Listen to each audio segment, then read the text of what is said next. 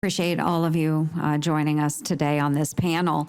And thank you, Mr. Starr. You have provided a little bit of insight on why you believe that the facility should be consolidated in Northern Virginia.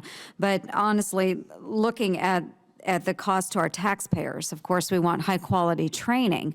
That's the ultimate goal.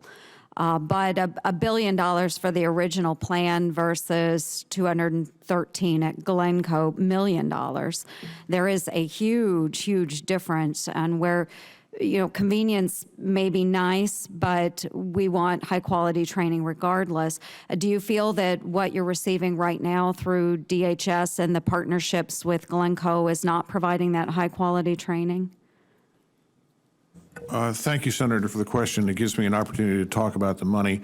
And DHS does not currently provide the types of training that we do. DHS does provide the training for the initial criminal investigator program for my agents, but we are currently doing the hard skills training at an interim leased facility in Summit Point, West Virginia, on ranges as we can get them at Fort A.P. Hill, at Quantico Marine Corps Base, at about 6 other private locations that we lease. So we are not using, we don't have the opportunity to use FLETC. DHS does not have those types of facilities for us in the region. We're not currently using them. In terms of the cost, I think it's important to understand that there are initial costs. And in this regard, there is a General Accountability Organization, GAO report. GAO has been looking at this entire process for the last 6 months. Their report has not been released yet. I have commented on the report because we saw the initial drafts, as we normally do, and then you give comments back. But that report is due for release to the House Foreign Appropriations Committee, I think sometime in the next 30 days. I would encourage everyone to look at that. I think in terms of costs, there are initial costs that we have to bear.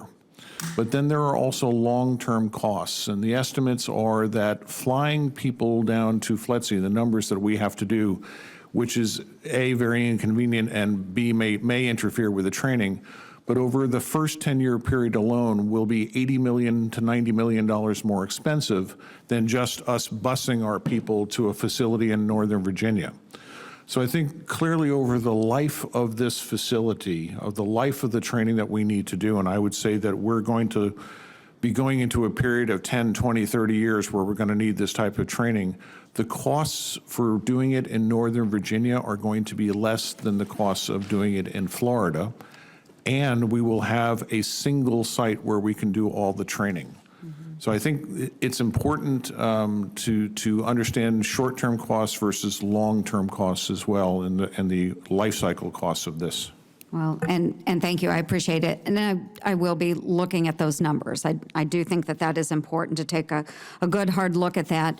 And just to follow up on that, I really do appreciate the fact that the administration is taking a look at this and that they want to improve the training capacities for the men and women that we have engaged in these diplomatic security forces. But I do want to reiterate, too, that what is more important is that we have an administration that prioritizes the safety of our diplomats and responds to their requests for additional security in times of need. We can have all the wonderful enhanced training that we can give you. We can give that to you. We can give you the tips, techniques, practices. We can give you all the gizmos and gadgets. But bottom line, if we don't have an administration which will allow you to engage or to use that, those techniques and tactics and whiz gadgets out there, then this does nothing for us. We want to make sure that these men and women are protected. We'll look at the numbers and make sure that we're doing the right thing. But bottom line, when we have an administration that turns a deaf ear and a blind eye to the needs of our men and women as they're serving overseas in these agencies, it doesn't do us a darn bit of good. So that's my little jab at the administration today, is that we have had 4 Americans killed. I know a lot of this came out of the investigations into Benghazi. we can give you all we can give you, but if we have an administration who refuses to engage, it doesn't do our men and women a darn bit of good. So, I appreciate that. We'll look into this. I want to make sure we're doing the right thing by our taxpayers and providing high-quality training for our men and women. But I also want to ensure that we have an administration who understands that when there is a time to engage, we need to allow our men and women to make that decision and engage.